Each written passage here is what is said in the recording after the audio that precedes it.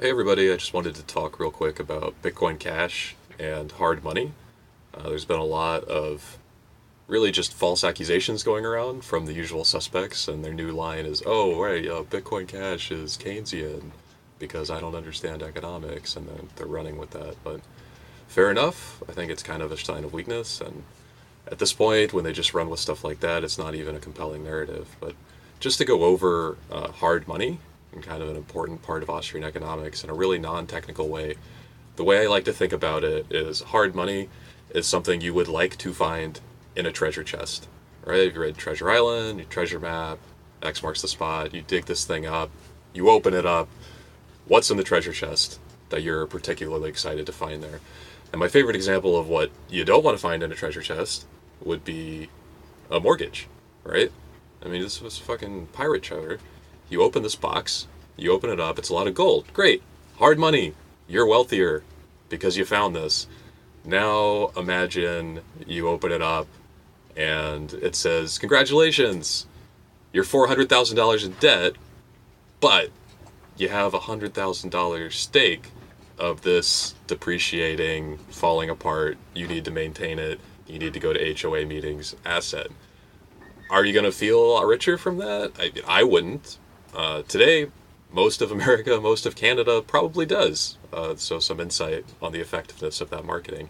People think that, oh, if I just put this money on this leveraged asset, I'm going to be so rich soon. Well, imagine if you just found that, right? You're looking for treasure, you open it up. Congratulations! You're in debt. Not hard money. Not really a source of wealth.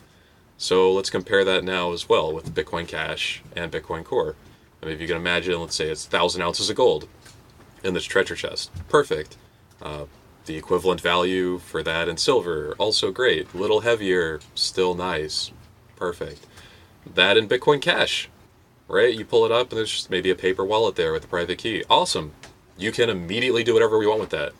You can save it. You can move it around.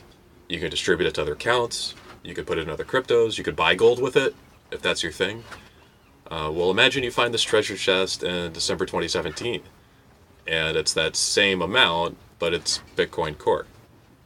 Okay, so this is hard money, it's Austrian, except you can't actually use it without paying $70 in fees, $100 in fees at some point.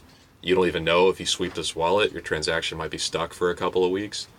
But the narrative we're getting from their camp right now is, oh, that's Austrian. That's hard money. You found this thing that's impossible to use. It might as well have been a rock. Awesome. Well, if it was Bitcoin Cash, you do whatever you want with it. You can still save it. You can still do that whole store of value meme thing. And a side note about the store of value thing: nobody claimed Bitcoin Core was this magnificent store of value until they deprecated cash as a feature.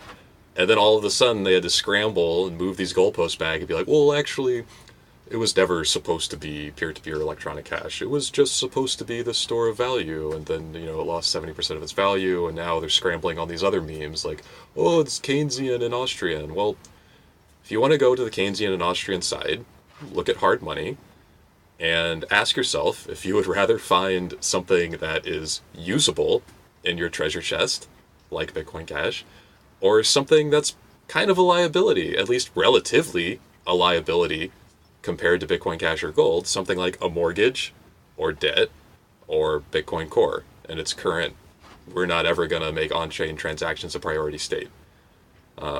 So I think that's one of the great ways to think about what is hard money, how does it work, how does Bitcoin Cash fit into that definition, and how is Bitcoin Core actually losing some of its traction despite its army of people on Twitter who don't understand economics and want you to believe that you need to buy what they personally own. Just my thoughts.